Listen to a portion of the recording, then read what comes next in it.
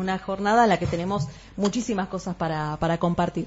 Entre otras cosas, tenemos una charla con una compañera porteña, compañera muy de fierro, que tiene para contarnos algunas cosas respecto del Encuentro Nacional de Mujeres, y a quien además saludamos en este día, que es muy especial para ella también, la compañera militante y periodista Adriana Carrasco. Hola, Adriana. Hola, ¿cómo te va, Elizabeth? ¿Cómo andás? Muy bien, feliz día, compañera. Feliz 17 de octubre para todos. Bien, Adriana, queríamos hablar con vos, como habíamos comentado, respecto de el Encuentro Nacional de Mujeres, qué fue lo que sucedió, qué debería haber sucedido y no sucedió, ¿cómo lo viviste? Mira, o sea, si estamos hablando del cambio de nombre del encuentro, lo que se da es toda una situación desde la base de ampliar, digamos, sería también ampliar derechos, ¿no? Abrir el nombre del encuentro para abrazar a todos en un siglo XXI donde pasaron un montón de cosas, y digamos el estrecho nombre Encuentro Nacional de Mujeres, que fue como comenzó en 1986, ya queda muy estrecho, ¿no? Uh-huh. Eso sería lo que, digamos, hay fuertes resistencias por parte de un feminismo conservador y biologicista, binarista, para modificar la perspectiva, ¿no? Una perspectiva que sea verdaderamente inclusiva. Claro, inclusiva y no meramente reformista, ¿no? Uh-huh. Y además que cobije a quienes se sienten maltratados o maltratadas por la denominación de nacional, ¿no? Uh-huh. O sea, hay compañeras que son descendientes de las víctimas de los genocidios a través de los cuales se implantó este Estado que se llama República Argentina, que fue fruto de del proyecto de una generación genocida, y bueno, es hora de revisar eso también. Sé que has estado peleando por este tema, discutiendo muy fuerte en las redes, porque sí, hay una resistencia muy grande, pero realmente hay enormes colectivos que necesitan ser visibilizados. Claro, visibilizados, incluidas, y además la problematización del concepto de mujer, ¿no? Ajá. O sea, en realidad la problematización de la identidad mujer-varón, la problematización de la categoría de sexo. O sea, al ampliarse los géneros de la manera en que se han ampliado. Hay géneros que son no binarios. El género travesti es un género no binario. El género, no binario es intersex, incluso las lesbianas. Ya no somos solamente las lesbianas como nos concebíamos en el siglo XX, sino que ahora hay compañeros que son transvianes o transvianos o masculinidades lesbianas,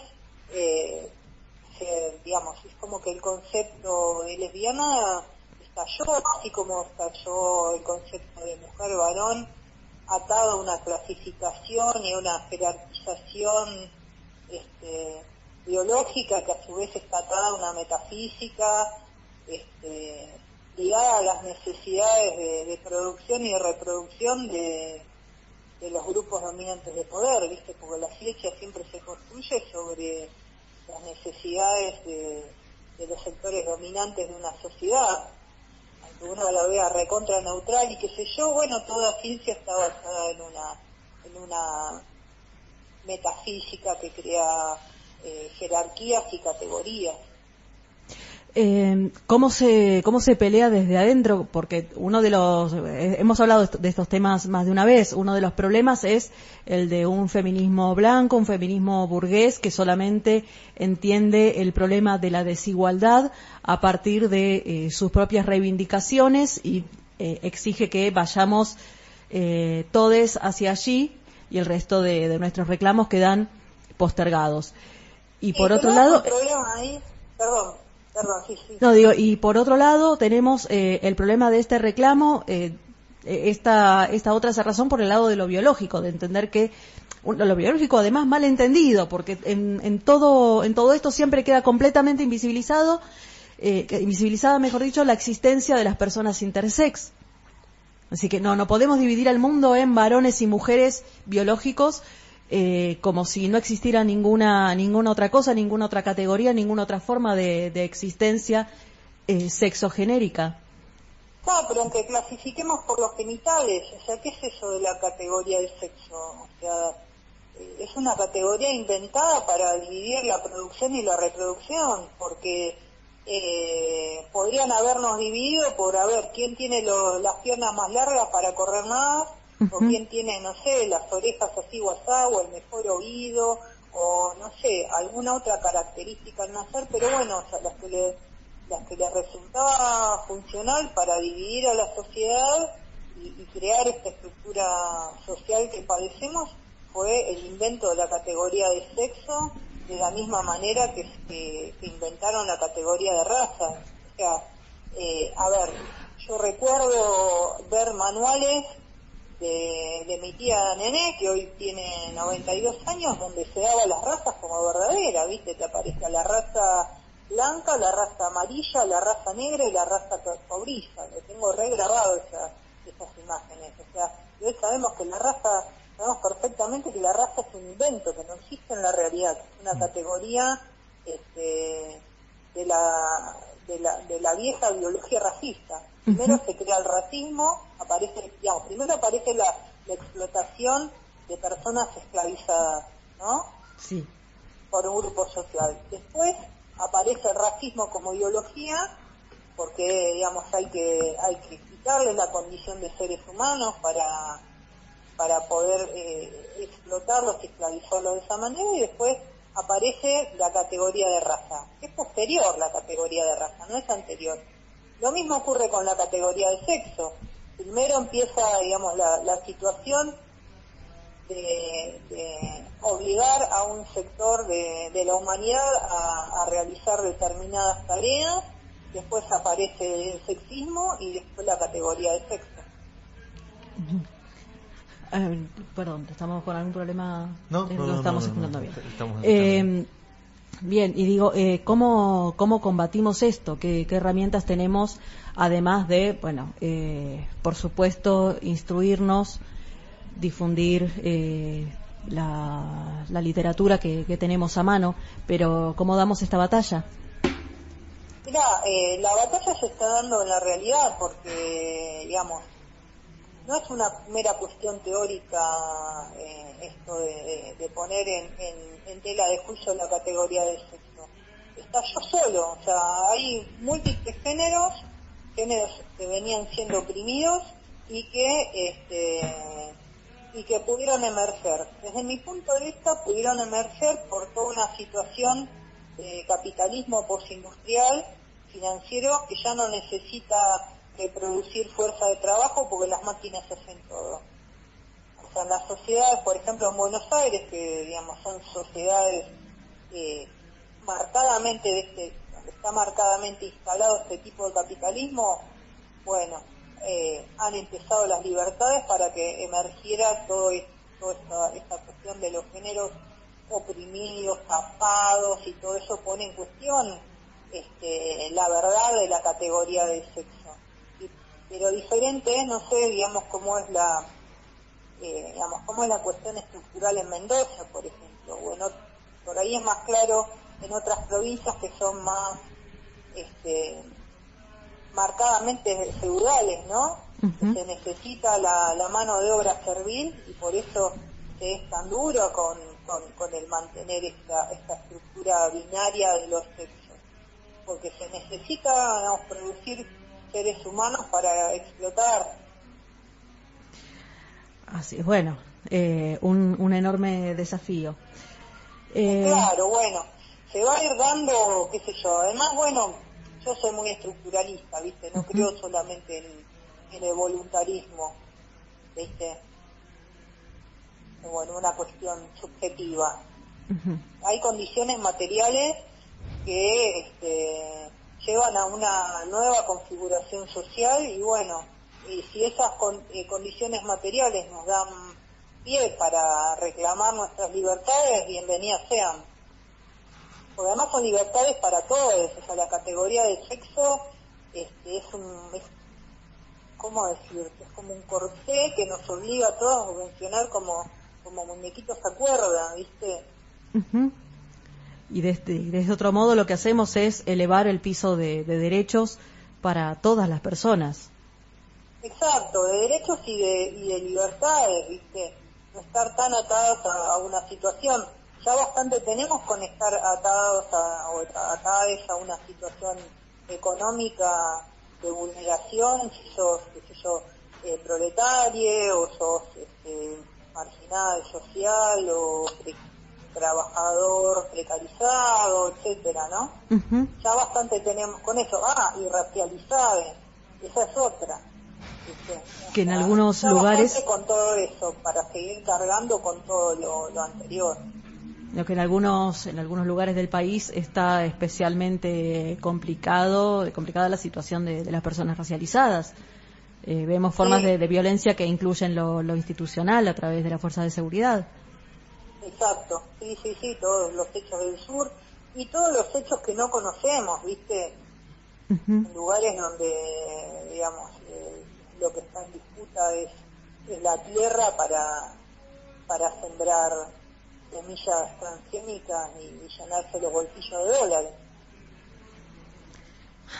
A seguir combatiendo entonces. Sí. Bueno, eso, digamos, son las novedades que trae el encuentro ahora, digamos. Esas contradicciones se han agudizado muchísimo y supongo que las llevaremos el año que viene a San Luis, que queda tan cerquita de Mendoza, ¿no? Así es, así que tendremos una linda comitiva por allá. Seguramente nos vamos a encontrar. Así es. Igual nos veremos pronto, pero bueno, tenemos entonces este desafío como para mediano plazo. Sí, no falta tanto, no te creas. Y además, bueno, vamos a tener un año movidito, ¿no? Los tiempos políticos de este país son bastante intensos, largos y brevísimos al mismo tiempo. Sí. Bueno, ustedes en Mendoza están en otra situación más lenta, así que... Tratamos de sobrellevarla acá, todos estamos haciendo que sí con la cabeza, porque bueno, sí. Bueno, nos pasó esto. Moverse a otra provincia por un rato y después volver. Así es. Pero bueno. Así es.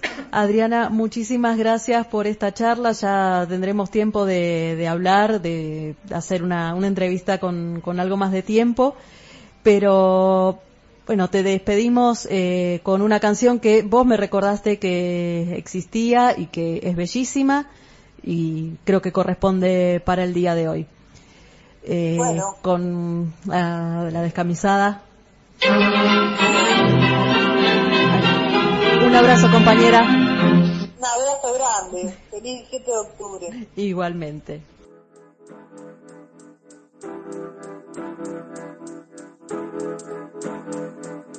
Ya volvemos con Mendoza Igualitaria.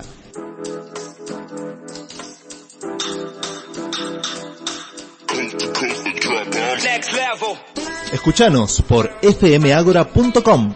Descargar la app FM Ágora desde Play Store. O buscanos por YouTube en FM Ágora. Estamos de regreso con Mendoza Igualitaria, el programa de mendocinos, mendocinas y mendocines por la igualdad. Un programa intenso y es como que tenemos mucho de todo. Muchos cables así para acomodar. Muy buenas tardes. Como si pudiéramos acomodarnos los cables. Muy buenas tardes, compañero Juan Stagnoli. Muy feliz día. Muy feliz día. Qué lindo día. Hoy hemos tenido un 17 de octubre Peronista, soleado, después de tantos días un frío espantoso que la gente mayor como yo sufre mucho. A mí me gusta el día nublado, no me gusta cuando llueve porque ya es como que te pone otra... Esa tibieza no te la robo. No, me gustan los días nublados, me gusta salir a correr los días nublados, me gusta comer carbohidratos los días nublados. Eso sí. Eso te acompaño, sí, salir a correr el día nublado, por favor. ¿Qué cosas se le ocurren a usted, joven? Ideas que se me van viniendo. Recordamos a los oyentes nuestras redes sociales antes de continuar con el programa. En Twitter nos pueden encontrar en @MZA Igualitaria. En Facebook estamos en la fanpage que es MXI_ Mendocinos por la Igualdad. En Instagram estamos en @Mendoza Igualitaria MXI. Y el teléfono de la radio donde pueden mandar todos los mensajes, comentarios, sugerencias, fotos, lo que sea, es 261-333-2153. Puede mandar saludos por el Día de la Lealtad también. El Día de la Lealtad, totalmente. Bien, mientras tratamos de sostenernos en la felicidad de este día, sabemos que la verdad es que la hemos venido pasando sumamente mal en muchos sentidos. Uno de ellos tiene que ver con la violencia ejercida, algo que comentábamos recién con Adriana también, desde las fuerzas de seguridad de este país. Tanto en la provincia como a nivel nacional, y es un tema que queríamos tratar desde hace rato, y por eso hoy nos acompaña Ana Susino del CELPI. Buenas noches, Ana. Hola, chicos, ¿cómo les va? Ana, ¿cómo están? Bienvenida. Gracias. Empezando a vivir de alguna manera el final de esta pesadilla, que han sido 4 años de gobierno ultra derechoso, donde se cercenaron derechos, donde se avanzó sobre las libertades individuales y empezó una especie de persecución, ¿no?, hacia los sectores populares. Da como esa sensación. No sé cuál es la visión que tienen ustedes. Sí, eso. Sí, eso que decís. Creemos que lo que sucede a nivel provincial es un reflejo de lo que sucede a nivel país. Digo, a lo largo y ancho del país sucede que se van creando códigos de contravención, leyes de mano dura, y hay un retroceso en otro tipo de políticas de parte del Estado. Y es lo que nos viene preocupando a varias organizaciones que estamos más comprometidas con esta temática y que se han ido sumando más organizaciones porque justamente nos van atravesando. De alguna u otra forma, quienes estaban en los territorios trabajando quizás otras temáticas que tenían que ver, por ejemplo, con género, como recién escuchaba la entrevista a la chica, y de repente aparece la violencia institucional o la violencia policial o la violencia judicial. Entonces, los espacios donde se trabaja con niñez empiezan a estar más atravesados por la violencia del Estado, y creo que, bueno, de alguna forma nos vamos fortaleciendo en los territorios, pero también en el debate crecemos, y eso está piola. Creo que en momentos de desesperación, como recién decíamos, esto que por ahí nos agobia, que no vemos que todos los días son malas noticias, nunca hay una buena, creo que también son momentos de oportunidades que también tenemos quienes nos encontramos en las organizaciones para poder generar debate, sumar, aportar y empezar a construir una alternativa, incluso a aquellas problemáticas que quizás pensábamos que la solución tenía que ver con espacios del Estado. Pues hoy el Estado no vendría siendo el lugar donde tenemos que ir a buscar la respuesta. Más bien es el que plantea los problemas. Claro, justamente es el que viene a atropellar la mayoría de nuestros derechos. Digo, las libertades democráticas han sido totalmente atropelladas. Por lo menos de estos 4 años se ha profundizado mucho más. La violencia institucional, como se le llama, o represión de Estado, política represiva, como le queramos llamar, históricamente, son prácticas que vienen desde los 70, que se han sostenido en el Estado, pero lo real es que en estos últimos 4 años, con esta gestión de gobierno de Macri y de Cornejo en nuestra provincia, sí se ha fortalecido, sí se ha profundizado. Y pareciera ser que crece la pobreza y crece la mano dura, es como paralelo esto. Y la verdad que sí se presenta un escenario muy difícil, a pesar de esto de que por ahí pensamos, bueno, está piola porque empieza a haber más debate, más discusión, más gente que empieza a hablar, pero la realidad es que ya no es como quizás en otros momentos, que salir a la calle, por ejemplo, era salir a pedir justicia por algún pibe que había matado a la policía. El código nos viene como a cortar la posibilidad de poder manifestarnos, de exigir justicia. Las madres de nosotros principalmente desde CELPI nos juntamos, nos unió el espanto, pero esta necesidad de acompañar a los familiares de víctimas de violencia institucional. Comenzamos a hacer una especie de rondín, de circular alrededor de tribunales pidiendo justicia cada vez que había juicio, y si no había juicio también acompañábamos a las mamás y a las hermanas. Quisimos tener esa misma práctica, repetirla en estos últimos años, y ha sido muy difícil, porque hay mucho miedo también. Miedo a que salga la policía del Poder Judicial, de que nos hagan causa. Son como muchos miedos también que circula, y creo que ese también la intención de política. Claro, porque lo que veníamos diciendo, en otras épocas sabíamos que siempre la policía y otras fuerzas de seguridad han sido muy problemáticas, han tenido prácticas violentas, ilegales incluso, pero en otros momentos de gobiernos democráticos había a quien reclamarle por estas prácticas. O sea, esas prácticas no estaban legitimadas, fueran o no fueran legales. Hoy las prácticas están legitimadas por un discurso que dice que está bien si se dispara a alguien que claro, que no es que obedece. ejemplo de eso es la doctrina Chocobar. Exacto. Por ejemplo, pero también hay otras actitudes, por decir así, otros guiñas hay de políticos que son gestos, ¿no?, que hablan. Felicitar al presidente felicitando al policía que le dispara a un niño, o el gobernador acá en Mendoza también felicitando al policía que le había disparado a un chico en situación de un robo. Son gestos políticos que habla. Pensar en términos de curro a los derechos humanos, ir limitando la entrega total del espacio por la memoria a los organismos de derechos humanos. Son todos gestos, y seguramente mucho más que ahora no nos acordamos, pero son gestos que tienen que ver con esto, no pensar los derechos humanos como algo que atraviesa la historia y como conquista, los organismos como quienes han luchado históricamente por una vida más digna, por memoria, por justicia, por verdad. Creo que son gestos, y creo que lo va instalando en el discurso, y por ahí hay un par de referentes que dicen, políticos, que hablan de la batalla cultural. Creo que tiene que ver con eso, que esta gestión ha logrado también instalar ciertas cuestiones en el discurso, desde ciertas representaciones. Entonces también se va haciendo como más difícil la lucha en el día a día frente a las prácticas violentas de la policía. Y sí, por ahí pensamos en la policía como una institución, sí responde a políticas de Estado. Esto que decís vos, que no, antes de decir la palabra alto, que se pueda disparar y cuestiones así que tienen que ver con una política represiva que está muy clara. Y que además fue prácticamente inaugural respecto de este gobierno, porque lo vimos cuando asumió Cornejo, que directamente habló de la figura del defensor del policía, que creo que nunca llegó a instrumentarlo, me parece, pero lo dijo en el discurso de asunción de gobierno. En ese verano, en Buenos Aires, entraron a los tiros en un barrio carenciado donde había niñas practicando, porque participaban de una murga, y teóricamente en la persecución de no sé qué narco. Entraron a los tiros. Y con gas pimienta también.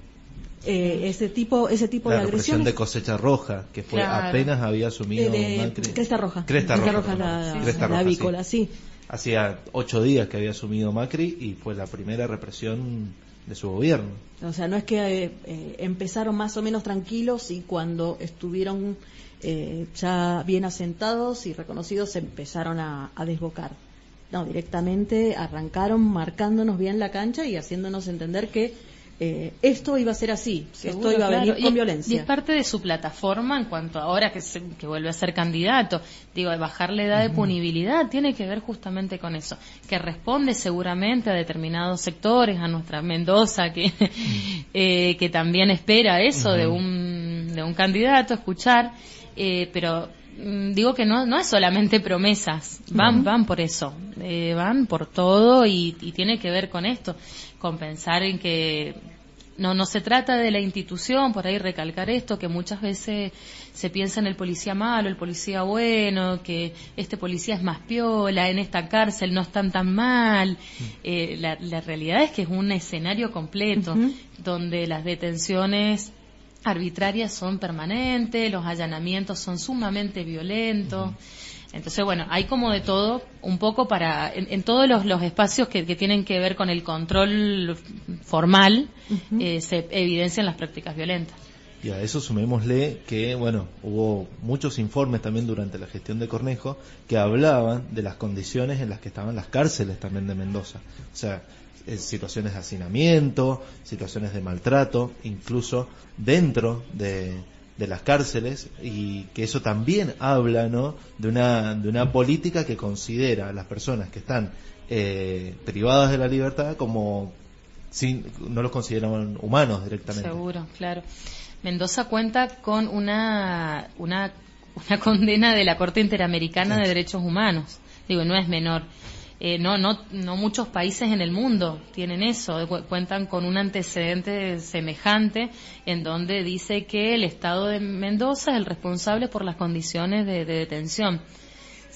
Yo pertenezco también al Comité para la Prevención de la Tortura acá en Mendoza, y son mecanismos en cada provincia que controlan las condiciones de detención y que no se vulneren derechos a las personas privadas de libertad.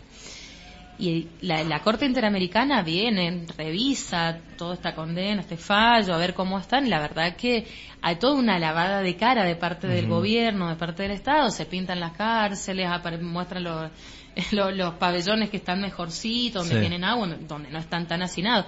Lo cierto es que hay hasta 7 personas por celda, donde no hay acceso a la salud bajo ningún punto de vista. Hay detenidos que tienen que autolesionarse para poder tener un llamado telefónico con sus familiares. Hay mucha violencia en las requisas a los detenidos, en las requisas a los familiares. Ni hablar en la situación que se encuentran las mujeres privadas de libertad, porque esa es como siempre decimos, una doble opresión, porque encima de que están detenidas ya por su condición de mujer siguen siendo oprimidas adentro, y es tremendo.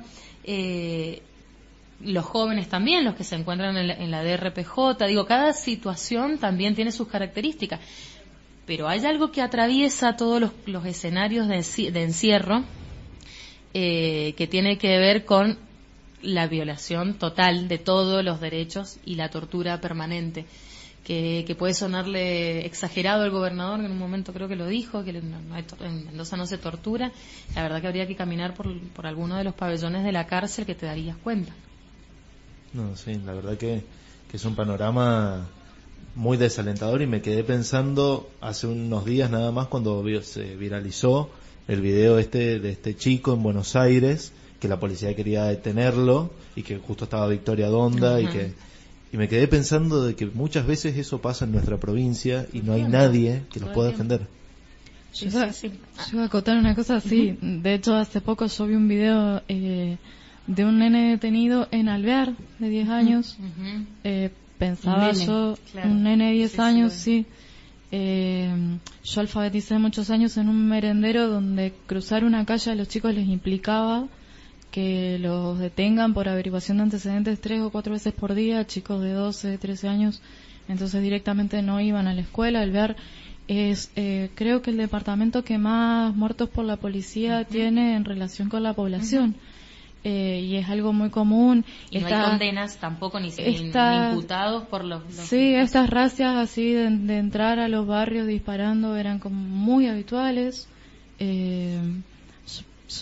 Por convivir ahí, además de sumarle las cuestiones que tienen que ver con los barrios, donde, por ejemplo, yo alfabetizaba en un SIC, y en un merendero. Olvídate de cruzar esas dos poblaciones porque ya entre sí tenían como sus problemas, de donde se agarraba la policía para entrar, chicaneaban a los pibes después de que habían entrado con cuestiones como, bueno, si tu papá es el viejo que nos llevamos ayer, entonces los chicos reaccionaban y era motivo otra vez para llevarse a los pibes, como que es muy muy habitual en el sur de la provincia, y creo que en todos los lugares donde por ahí estás un poco más aislado, que no hay tanta acción de organismos de derechos humanos a los que se pueda acceder, o poca comunicación con lo que pasa acá en Capital, entonces es bien difícil. Sí. Gabriel Franco es uno de los niños, porque es un niño que lo asesina la policía en Alvear y no se consiguió justicia. Su mamá ya no vive acá en Mendoza y la verdad que ha sido bastante trágico para las organizaciones no poder acompañar más de cerca a esa familia, porque sí estuvo cerca la campaña contra la violencia institucional desde un primer momento, pero lo cierto es que es muy difícil, como vos decís, las distancias y también lo económico, que así como la familia también está súper vulnerada económicamente, las organizaciones también es muy difícil llegar a esos lugares. Sí. Es difícil. ¿Qué hacemos entonces? ¿Con qué recursos contamos? Nosotros por ahí desde CELPI lo que venimos proponiendo es el trabajo en red, de alguna u otra forma, encontrarnos en espacios, compartir experiencias y pensar qué herramientas nos sirvieron en determinados momentos y repetirlas, ir por esos caminos. Muchas veces se va ensayando, yo creo, esto de pensar herramientas que hacer frente a la violencia policial como una de las violencias, porque también nos encontramos con la violencia judicial, que es enorme, pero por lo menos la violencia policial, que es la que viven los pibes y las pibas cotidianamente, pensamos que las redes, mantenernos comunicados, es ir generando una posibilidad. Esto de que pensaba que se han ido ensayando como propuestas, en algún momento se ha pensado seguir laburando con ¿vieron el manual? El pequeño manual que hacer si te detienen. Ajá. Sí. Y eso ha sido muy discutido, porque primero que ahora estamos en otro escenario con el Código de Contravención. Quizás una de esas cuestiones que herramientas en ese momento hoy es sancionada. Ajá. Entonces hay que ir como mucho más tranquilo. También entender a qué se expone un pibe o una piba conociendo esas herramientas y tratando de enfrentar a la policía o decirle al policía, yo tengo derecho a una llamada. O sea, vos no podés exigirme el documento. Claro. Son cuestiones que está piola que los pibes y las pibas las conozcan, pero en el momento de la detención muchas veces generan otras cosas, represalias y que los siguen persiguiendo. Sí podemos ir a un barrio, a dar un taller, a hablar, charlar un poco sobre qué derechos tenemos frente a una detención, pero lo cierto es que nosotros después nos vamos del barrio y esa comunidad es la que sigue expuesta a las posibles situaciones de violencia. Trabajar en red, ¿qué significa? Estar comunicados permanentes, repetir las buenas prácticas que hemos tenido. Si un joven de un barrio cae a una comisaría, saber que todos los vecinos tienen que estar alerta, ir a preguntar, llamar por teléfono, dar a conocer a la comisaría y a la fiscalía que todos estamos en conocimiento de que esa persona está detenida, que queremos saber por qué y queremos saber en cuánto tiempo va a estar en libertad nuevamente. Y que hay gente que lo conoce a esa persona, así que esa es una forma, por ejemplo, de poder como pensar qué se puede hacer. Y también creemos que no todo el trabajo tiene que estar abocado en sí como a la asistencia, por así decirlo, en la violencia institucional, porque ahí también tiene que ver con un trabajo más jurídico, desde los abogados, presentar un habeas corpus, que eso podemos también hacerlo, lo podemos practicar, pero por ahí tiene que ver con otras cosas de trasfondo, que es pensar la política. CELPI participa del espacio No a la Baja, que es un espacio constituido desde el 2017, cuando se intenta bajar de hecho la edad de punibilidad a 14 años. Se empieza a constituir y CELPI se suma luego y hoy por hoy estamos pensando en qué herramientas tiene la niñez y la adolescencia para no ser cada vez más criminalizada, por así decirlo en bruto. Consideramos que, en primer lugar, tiene que haber un consejo de niñez en el que tiene que participar la juventud, los niños, las niñas, ser escuchados. que se tengan en cuenta sus decisiones, lo que piensan, y por otro lado que tienen que haber una defensoría del niño en la provincia, que esta gestión la vació, quedó nulo, es decir, que si hay una situación donde, no sé, por ejemplo lo que sucedió en Jesús Nazareno, en donde hubo un tiroteo y la policía intervino, ahí por ejemplo quienes principalmente estuvieron en peligro fueron los niños.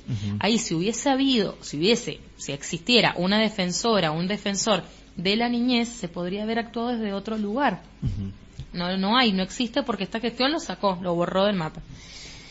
Una defensoría provincial y la defensora nacional, que es Marisa Graham, que tiene media sanción de senadores, falta que diputados lo oficialice.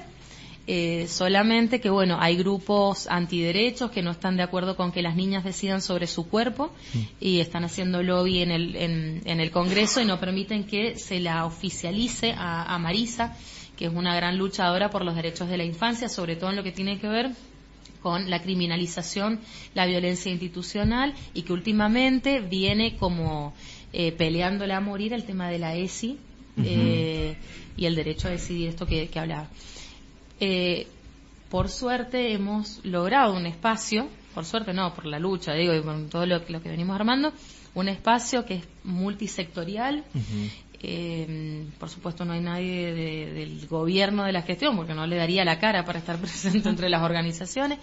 Hemos podido hacer una descripción de la situación de los derechos de los niños y las niñas acá en Mendoza, pensando en lo que respecta en vivienda, en salud, en educación, como las condiciones laborales en las que se encuentran los trabajadores de la niñez, la criminalización, la violencia, el gatillo fácil, y a partir de eso exigimos al Estado la creación urgente de la Defensoría Provincial, el pronunciamiento sobre la Defensoría Nacional y la conformación de un Consejo Real, porque el gobierno ha llamado, desde Desarrollo Social, se ha llamado a una conformación de un consejo donde figura gente que no representa a la infancia, no representa tampoco a los trabajadores de la infancia, y no participan chicos y chicas. Y para esto hemos pensado una actividad en el marco de los 30 años de la Convención, que este año se cumplen 30 años de la Convención Internacional de los Derechos del Niño, y viene Marisa Graham a Mendoza, y vamos a tener así como el privilegio en Mendoza de poder seguir exigiendo estos tres espacios, el Consejo, Defensoría Provincial y Defensoría Nacional, con ella, que la tiene bastante clara y tiene una trayectoria increíble para estar en la legislatura frente a los tres poderes, frente a todos los funcionarios, y que haya un consejo ahí en ese momento de pibas y pibes real, que puedan sesionar y que lo que ellos y ellas consideren que necesita la infancia en Mendoza sea escuchada por estos funcionarios. ¿Esto cuándo va a suceder? 19 y 20 de noviembre. Bien. Falta poquito. Sí, estamos como...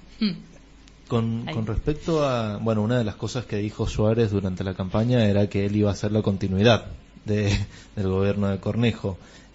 ¿Cómo creen que pueda seguir, esta situación durante el gobierno de Suárez, teniendo en cuenta también un eventual cambio de gobierno a nivel nacional? Suárez creo que va a ser la continuidad de Cornejo, pero mucho peor, porque recuerden que Suárez, el Código de Contravención, hubo un ensayo previo en la Municipalidad de Capital con la resolución que sacaba a los cuidacoches y criminalizaba a los vendedores ambulantes. Ya con los limpiavidrios había sucedido, pero esa resolución perseguía a todas las personas en situación de calle, que mucha gente en situación de calle tiene la estrategia laboral de cuidar coches o de lavar coches o de vender media o lo que sea, tarjetitas. Han sido perseguidos, encerrados en comisarías de otra jurisdicción, violentados. Bueno, Suárez arranca con esta resolución y eso fue ensayo para el Código de Contravención. Ese es el panorama, claro. Por ahí podemos partir. Creo que sí, se viene como negro el panorama, y en relación al contexto político con lo nacional, por ahí es como un aire fresco pensar en que puede haber otra posibilidad a nivel nacional. y veremos qué estrategias nos podemos dar las organizaciones, cómo a partir de la unidad podemos ver de alguna forma visibilizar lo que pasa en la provincia y denunciarlo. Y creo que está esa posibilidad porque contamos con compañeros y compañeras que están trabajando en eso desde hace tiempo ya. Así que creo que va por ahí también. Visibilizar lo que sucede ya es algo que dispara a poder modificar algo. Bien.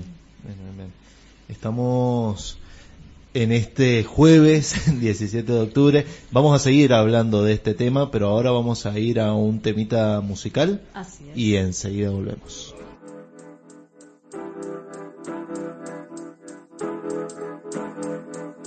Ya volvemos con Mendoza Igualitaria.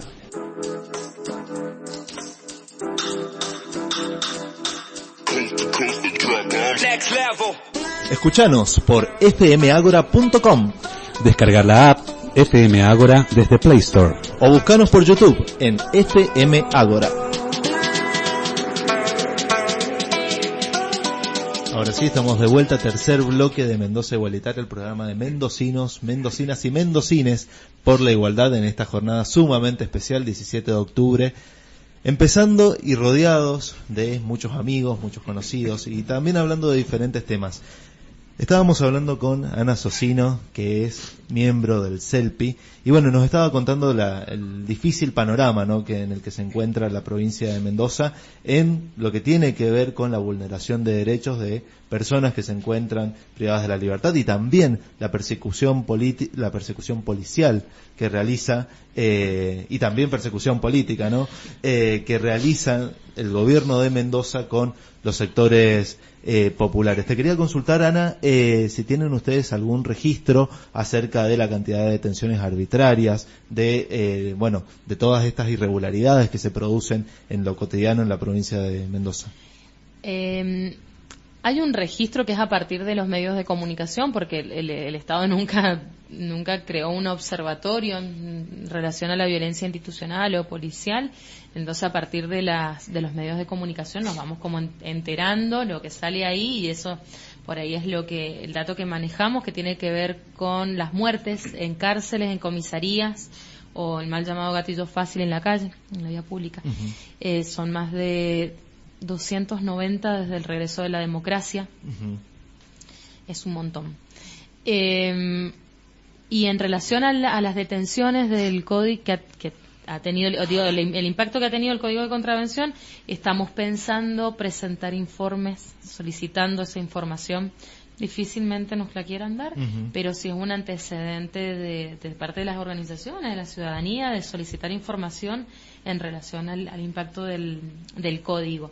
Es muy difícil tener un registro porque cuando hay alguna situación violenta en las comisarías no se registra, entonces tiene que ser a partir de los familiares o por ahí de los relatos que vamos conociendo en los barrios, pero la verdad que es como un trabajo, un desafío realmente, claro. Ese.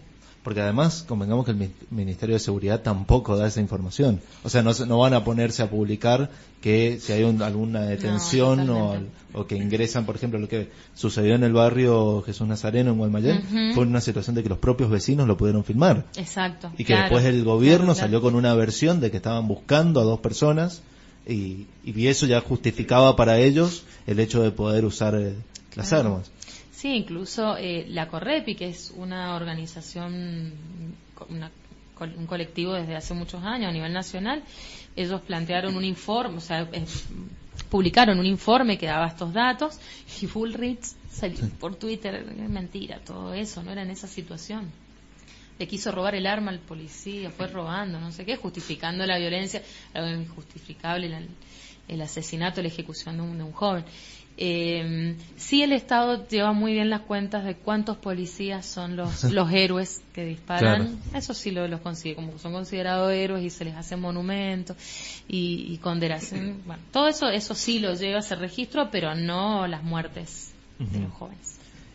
Qué difícil, ¿no? Qué difícil trabajar en ese contexto, ¿no? Como sabiendo que desde el Ministerio de Seguridad Nacional están, obviamente, avalando este tipo de situaciones. Exacto. Sí, es un monstruo.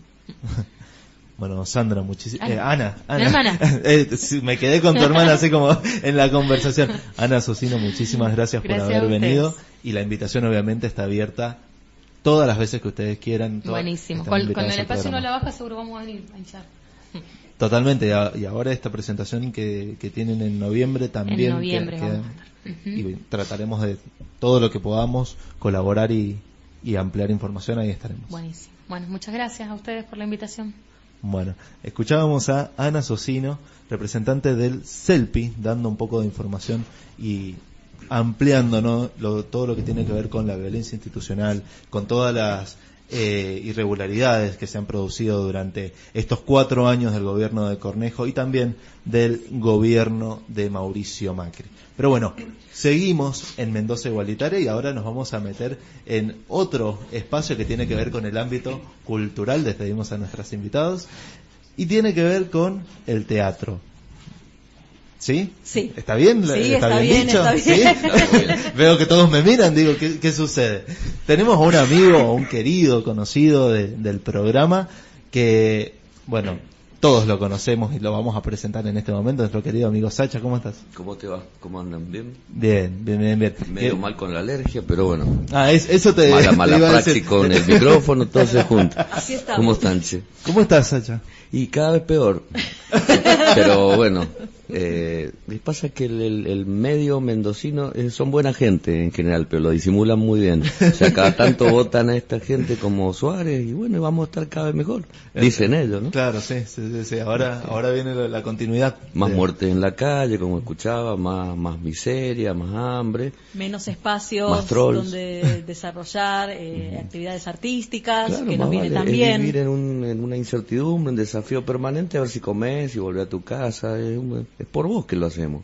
Claro, porque Para agilizar así se mantiene permanentemente estimulado nuestro sistema inmunológico. Exactamente. A puro cortisol y furia y felicidad. Es un delirio tal el discurso de esta gente que los primeros damnificados son la gente más vulnerable y bueno, nos llega a todos, ¿no? Tarde o temprano. Pero bueno, uno de los antídotos para esto es el arte, creo, y entonces estamos con Y lo que nos ha salvado. los que nos ha salvado hasta ahora. Y Bueno, por ahora, como para que la gente porque acá estamos se con vayan dos a dormir propuestas para tranquilos. este fin de semana. Váyanse a dormir, los mandamos a dormir. No, por favor. No. Yo les vengo a traer una propuesta que es una obra de teatro muy interesante. Son ese tipo de obras de teatro donde uno cree que está viendo algo y de repente te cambia la percepción. Solo les puedo decir una pista que es un policial. En uno de los puntos es un policial, así que... Ajá, pero no vamos a salir heridos de bala. Sí, hay ¿sí? muertos, hay motos ok. que vuelan, autos que chocan. Ay, No, qué pero bueno. es un policial metido dentro de otra obra, es una obra muy interesante. Es un homenaje en el fondo a Borges, a ese tipo de mundos paralelos y muy interesante. Se llama Citas Ciegas, la obra. Bien. La vamos a hacer en la Radio Nacional, porque ese espacio es nuestro también, es de todos y Sí. todas. Y hay que sostenerlo. todes, y hay que estar ahí. Y el elenco se llama Los Miserables, y bueno, es una obra que me invitaron a dirigir hace un año y hemos estado trabajando. Excelente. Vamos a estar el sábado. Sábado. Este sábado, entonces... ¿A qué hora? A las 21:30 en el auditorio Juan Draghi Lucero, ahí en la radio. ¿Que queda exactamente dónde? En la calle Emilio Civi, 460. Bien. Bien, Ujú. accesible, Accesible, cómodo, un lugar lindo. está el metro tranvía a pasitos, Sí. aprovechemos. Con- Sí. ¿Hace un año que la vienen preparando esta obra? Hace un año que la empezamos a trabajar muy lento, como a fuego lento sería. Bueno, tenemos ahí un actor dentro de todos los buenos actores que hay en la obra, hay un actor de esos que uno no puede dejar de nombrar, que es Jorge Fornés. Ajá. Que Jorge Fornés está en 400 obras al año, no sé bien cómo hace. No se le mezclan los No se personajes. le mezcla. Bueno, es un maestro. Y bueno, la obra gira un poco en el personaje de Jorge, que es un ciego. Él solamente le queda unas pistas como para que los amigos, los amigues vayan a la radio, a la obra. Es un ciego que está en una plaza, un autor ciego, un escritor ciego. Ajá. Y de repente se le empiezan a juntar diferentes personas, se cruzan los mundos y empieza a aparecer otras historias. Bien, tenemos que verla entonces este sábado a las 9:30 de la noche en el auditorio Juan Draghi Lucero de Radio Nacional. ¿Qué más tenemos para este fin de semana? Porque tenemos actividad cultural para este fin de semana. Qué bueno que podamos tener actividad cultural. Y no vamos a soltar la actividad cultural ni aunque vengan clausurando, que es lo que han sabido hacer, lo que ha sabido hacer la gestión saliente y lo que ha sabido hacer la gestión entrante también, porque en Ciudad han sido muy muy con esto. Lo hemos vivenciado, ¿eh? Lo hemos vivenciado. Si nos habrán echado de lugares, si nos habrán dicho, mira, no va más porque me impusieron una multa delirante, no va más porque directamente no hay forma de pagar la luz, el gas o lo que sea. Pero bueno, estamos. Sí, estamos. Bueno, el domingo vamos a hacer una presentación de Silenciados pero no silenciosos, textos mendocinos sobre el aborto, que es un fanzine que hicimos con la Fanzinera del Sur, que es un proyecto editorial de fanzines que tengo con mi compañero Pablo Grasso. Y en este proyecto puntual nos acompaña Carolina Simón, Caro Volcana, que hace grabados y nos aportó la parte gráfica del fanzine, donde hay textos de 25 personas gestantes de toda la provincia. Hay 10 textos, porque uno es colectivo, todos girando en torno a lo que es el aborto, con la idea de romper un poco el pacto de silencio alrededor del tema, pensando en toda la provincia, en descentralizar un poco las voces, que es algo que hacemos con la fanzinera, y como respuesta en parte a esto que salió en diputados y senadores, de que en la provincia o en las provincias hay cosas de las que no hablamos, cosas que no hacemos, y que somos gente del bien y de la moral cristiana. Ajá. Entonces, bueno... Vos sabés que eso va mucho con nosotras. Eso va mucho con nuestro pueblo y tratamos de romperlo todo el tiempo. Totalmente. Bueno, y la idea es presentarlo al fanzine. Esta es la segunda edición que hacemos. La primera fue como una tirada muy muy cortita, porque también tiene que ver mucho con las condiciones materiales de las que editamos en Mendoza. Ahora las fotocopias están más caras y nosotros trabajamos con fotocopias. Pero bueno, seguimos como esto, apostando al texto escrito, impreso, a la discusión sobre los textos. Lo vamos a hacer en Casa Quiricú, en Godoy Cruz, el calle San Martín 400 y pico, San Martín y Pasaje Cabildo es en la esquina. Va a tocar Ñoqui, muy muy grosa en su proyecto musical. Van a leer Ana Suárez, Diana del Árbol, Agustina Gramajo, Elizabeth Auster me dijo que leía también, bueno, quien les habla, Sabrina Barrego, y la idea, y más personas. Pasa que tenemos 2 textos con personas que no quisieron firmarlo con su apellido, porque también hay textos que tienen que ver por ahí con testimonios, y la idea es ser, bueno, respetuosos con el proceso de cada cual. Estamos viendo a ver cómo hacemos la lectura, sin caer en un discurso del lamento, ¿no? Porque nosotros planteamos que lo necesario es el registro, romper el pacto de silencio y manifestar esto, que es una decisión sobre el cuerpo, una disputa con este biopoder del Estado en nuestras corporalidades, en nuestros derechos reproductivos y no que hablábamos más temprano con Adriana, esta obligación de sostener el sistema a través de la reproducción. Claro, sí, aparte, bueno, esto, nosotros todas las discusiones que planteamos tienen que ver con las intersecciones que nos atraviesan, ¿no? Entonces, si bien somos oprimidas por el patriarcado, también lo somos por el capitalismo. Entonces, tenemos que pensarlo desde ahí. Nosotros, en este registro que hicimos, que es algo que hacemos con la fanzinera, tratamos de esto, de que se vea que hay una provincia que excede lo que es capital, que hay personas que estamos produciendo desde otros lugares más alejados de los centros de mayor acumulación, que son las capitales. Así que bueno, eso es algo que nos viene problematizando. Hay textos de personas de diferentes edades, de diferentes corporalidades. Una de las pibas quiso que pongamos en el fanzine que es multípara, que esto en el sistema de salud quiere decir que tuviste muchos partos.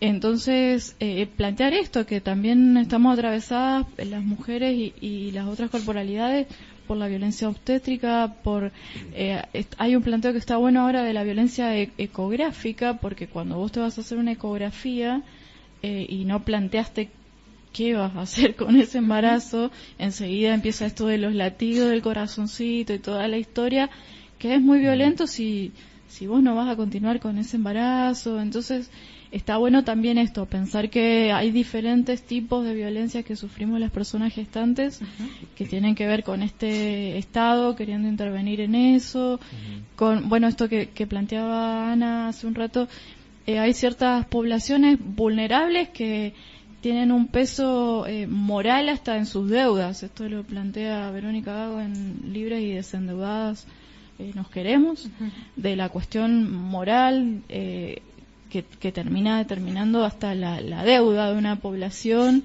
y que se relaciona con las iglesias que están en esos territorios, la iglesia evangélica, que tiene mucha presencia fuerte en los barrios. Entonces, bueno, todo este registro que quisimos hacer tiene que ver con eso, con poner en el plano el discurso y el poder de la palabra, que si bien está bastante fetichizada, sigue siendo una herramienta de defensa. Recordemos cuándo va a ser la presentación, a qué hora. Es este domingo a las 21 en Casa Quiricú, en Godoy Cruz.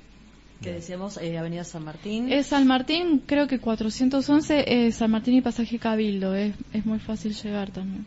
Con esta amplia propuesta artística. Sí, de música, de lectura, va a haber un sorteo, va a haber feria y muestra de Caro Simón que nos aportó las imágenes, así que va a estar bastante interesante. Para aprovecharla entonces.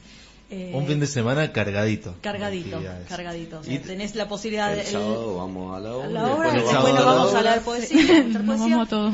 Escuchar a Ñoqui, también va a estar Ñoqui. Y va a estar Ñoqui, totalmente. Así que quien no quiera ver la segunda parte del debate, porque, a ver, podés ver a Alberto, pero vas a ver a Gómez Centurión, fíjate. Fíjate. Y vas a ver a Macri otra vez mintiendo. Y todas estas cosas. Y del Caño diciendo que es lo mismo, Bolsonaro, Cristina, Gómez Centurión y Alberto. Y si algunos más son todos igual. La baña un poco perdido, sin entender cuál es la dinámica del debate. ¿Podemos hacer una hora de silencio por, no sé, algún lugar? ¿Ahora? No, ahora mismo. La propuesta es esa. Vamos a hacer ahora mismo una hora de silencio. No sé si por el Día de la Lealtad o por alguna otra cosa, pero... a mí me encantó lo que dijo ella y creo que me lleva a un lugar esto de decir la conquista del cuerpo, que es una de las cosas que nos quieren también robar. Por ejemplo, a las compañeras, ¿no? Decir, sobre tu cuerpo mando yo, dice el Estado. No, el Estado. Está bueno decirle, ¿sabe qué? No. Exacto. El Estado y bueno, después personas nefastas que se presentan como candidatos a presidentes, como Macri, como Gómez Centurión. Pero sí, es el Estado, yo creo. Y a ver, creo vamos que a ningún caramelos Estado... de misoprostol el domingo. Vamos a tener, sí. ¿Dónde está la caramelera, por favor? Una caramelera en la puerta de misoprostol y al lado preservativos. Bien. Perfecto. Sí, yo quería, bueno, un poco el planteo también del prólogo, es esto, que también tenemos que pensar que en ningún Estado, no hay propuesta del Estado que pueda abarcar nuestros deseos, sobre todo cuando son tan íntimos como lo que tiene que ver con el cuerpo. Así que... el deseo no se puede legislar, lo escuché en un lugar y me pareció tremendo. Aunque está entrando una llamada del señor Albino, tendríamos que ver ir terminando. Claro, el señor Albino soltó la porcelana y... Rompió la porcelana porque no sirve para nada, porque no nos protege de nada. No protege de nada. Que no nos protege de nada. Mientras tanto, hay en algunos hogares festejos muy importantes en este día y corresponde respetarlos. Sí, totalmente. Así que vamos a darle su libertad a nuestro operador Alejandro Gil, al que ni siquiera hemos saludado. Nuestro Sugar Daddy. Feliz día, Sugar Daddy. Lo van a dejar libre. Lo vamos a soltar por esta noche. Le vamos a dar la condicional para que vaya a festejar en familia. Bien. ¿Te parece? Encima lo dejamos sin micrófono. Sí, encima claro. Encima no puede contestar. Hemos tenido un 17 de octubre lleno de amigos, lleno de charlas, lleno de debate, de reflexión. Estamos todos muy ansiosos porque ya no queda nada para el 27 de octubre. O sea, Poquito. O sea, ahora ya quedan menos de 10 días, porque si empezamos a sacar la cuenta son 9 días y un par de horas más, y ya estamos. O sea, empezamos otra cuenta regresiva que va a empezar el lunes hasta el 10 de diciembre. Y agarrate. Y ahí, no porque sé. esa cuenta regresiva va a ser complicada. Macri sin dormir, Macri molesto, va a decir, besé pies de señoras en un montón de lugares. Fui 2 veces a debate, me aprendí Claro. los cursos de memoria. Claro. Memoria. Tengo respuesta, pero ¿cuáles son las preguntas? Ahora se viene lo bueno. Así que bueno, nos vamos a seguir abrazándonos como Sí. buenos peronistas y En compañeros que estado de somos. abrazo permanente. Así que bueno, Elizabeth Auster, Juan Stagnoli. muchísimas gracias. Sacha, querido, muchísimas gracias. Gracias. Sabrina, El muchísimas cupo gracias. del disidente hoy. Hay que Pero decirlo. está bien porque la libertad es parte de lo que somos y de lo que queremos. Exactamente. Y Sabrina es amiga de la casa. La joven Sábele. Sí, por favor. Vamos con los Corresponde. caballeros de la quema, así es. Que tengan una hermosa noche. Chau, chau.